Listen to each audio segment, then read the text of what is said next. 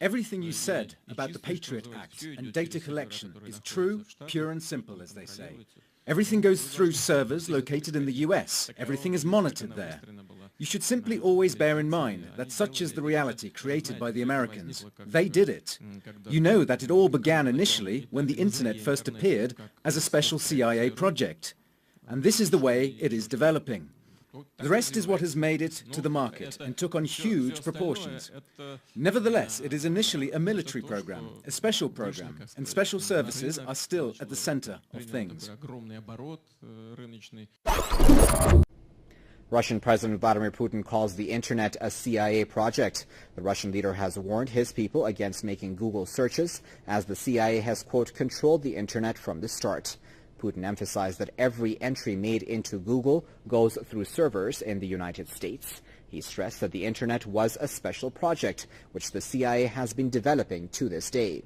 Putin's comments come on the backdrop of revelations made public by a former NSA contractor. Edward Snowden exposed a massive U.S. surveillance campaign which infringed on the personal liberties of people around the world, including diplomats of American allies. Well, to discuss that further, I'm joined with Mr. Mike Harris, who is the editor of Veterans Today, and he's now joining us on the line from Portland. Mr. Harris, thanks for joining us. Now, how do you react to this? Is the Internet a CIA project? Well, I think that Mr. Putin is merely stating the obvious. You have to look where the Internet came from. It was developed in conjunction with DARPA, which is the military R&D wing of the U.S. government. CIA has first access to all of these type of technologies and projects. And you've got probably the greatest data collection device ever known to man, and that is the Internet itself. And everything everyone does is under surveillance 24/7. And there is no privacy left in this world if you participate and use the Internet at all.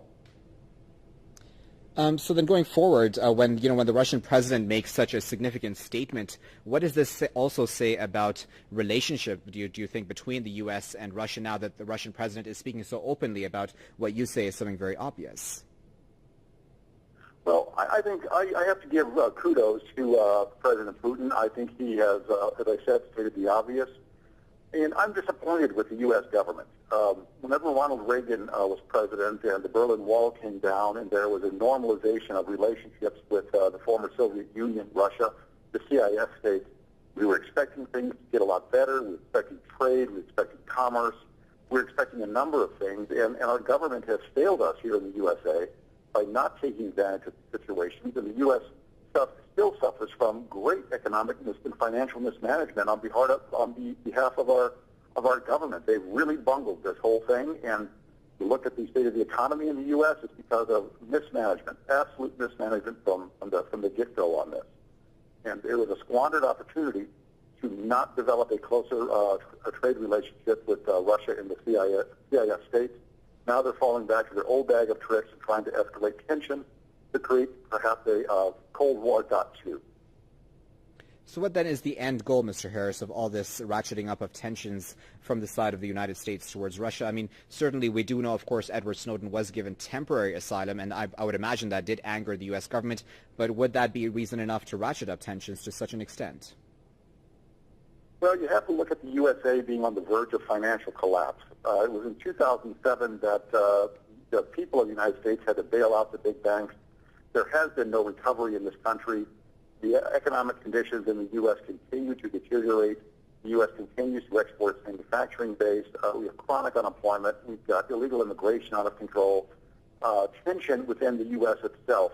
People are figuring out they have been betrayed by their own government, and there's going to be a great deal of civil unrest in probably the not distant future. I hope we can avoid it, but it's looking worse every day.